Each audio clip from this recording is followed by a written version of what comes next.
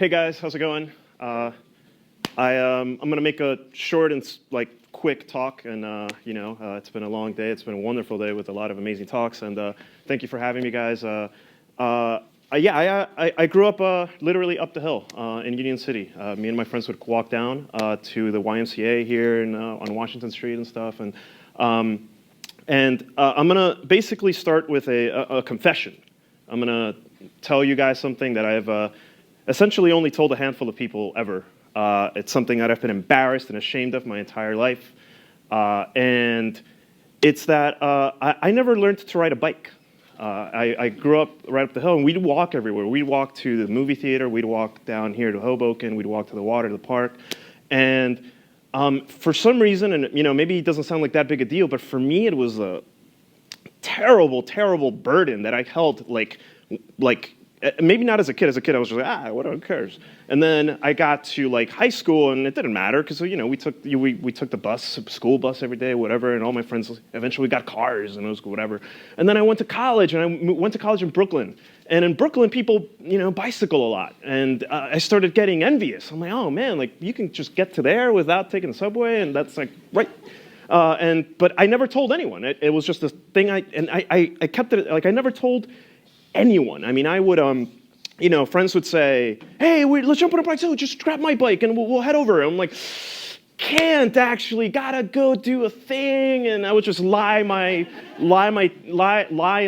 because I just didn't want to say, I don't know how to ride a bike. I was just ashamed. And this happened through my 20s, I spent all my 20s just hiding the fact that I didn't know how to ride a bike. And then, one day I just said, I can't live like this. This is not. What do I do? I'm ashamed. I'm not telling anyone, but I need to do something. So I thought, all right, well, how do I fix this problem? How do I learn to ride a bike at 29? So, I thought, well, all right, I need a bike. So without a bike, I can't learn to ride a bike. All right. So I went on Google. I'm like, all right, bikes, what's the cheapest bike I can get? And then I remember the one time I kind of tried on somebody's bike. It was enormous, and I kept falling. And I was 10 at the time, but so I bought a really small bike. And so I said, all right, the first thing I need to do is I need to buy a bike. And I bought a small folding bike, and I bought a small folding bike so I could put it into the back of my car and drive into the middle of nowhere so no one would ever see me trying to learn to ride a bike. So I bought a little tiny folding bike. And I was like, yeah, I bought a bike, yeah. And then I put it in the back of my car, and I left it there, and eventually I'm like, all right, well, now what do I do? And I'm like, all right, well, I need to find a place in the middle of nowhere where I can, try to learn to ride a bike. So I started Googling Google Maps, and I'm like, where is the middle of nowhere in New York City? Everywhere's populated. There's people everywhere. Where do I go? So eventually I was like, I'm going to just have to drive back to New Jersey and find a place in New Jersey because there's nowhere in New York that's desolated enough for me to not be seen trying to ride a bike. So eventually, eventually I found a place in New Jersey. I put the bike, and I did that for 2 hours, once a week for weeks. I would just jump in there. I'm like, God, and I would just fall and whatever, but nobody was around, so I wasn't embarrassed. And I just eventually I was had that moment of whoa, I think I'm sort of there. I'm biking. And then eventually I went back another time, and I was biking. I was I'm going a straight line, and I can turn a little bit. And then eventually I just what's the next thing I need to do then? All right, well, maybe I should just try and bike in the streets of Brooklyn. All right, so I'm all right, I'll go in the middle of nowhere, and I'll just get on the bike, and as long as I just go in a straight line, nothing can go wrong, and I'll just hit the brakes. I was hitting the brakes every 5 seconds. I was so afraid. And then, jump. I just kept adding, just working my way up there, and then eventually, now I'm a fiend. I'm that psycho on New York City who's going between cars and doing things that I should not be doing, and I apologize. But I just get such a thrill out of it, and now I have a full-size folding bike that I threw into the back of my car that I drive to cities all over the U.S., and I park the car, and I take my bike out, and I like to see cities on my bike. Because when you're in your car, you're looking out the window, you don't really see anything, you're in the highway, but when you just park the car and you just bike around the neighborhood, it's just a beautiful thing, And I did the 5-year-old bike tour this year, and last year it's my 3rd year in a row, and it's been and it's been like, and I never got to share that with anyone because I always find my friends wanting to do things, but not doing anything about it.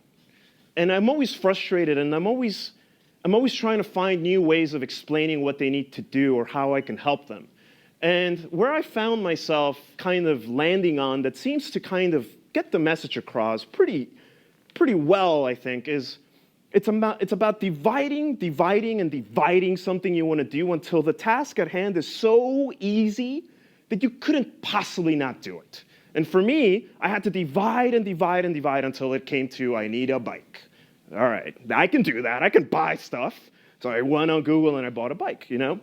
There was a time in my life where I was working so much and I gained all this weight and I'm like, what do I do? I don't have time to the gym. And even when I do have time for the gym, it's like, I don't want to go to the gym. That's so exhausting and it's not fun. I'd rather do something else. And so I divided that problem up to the easiest possible thing I could do, and that was do one push-up.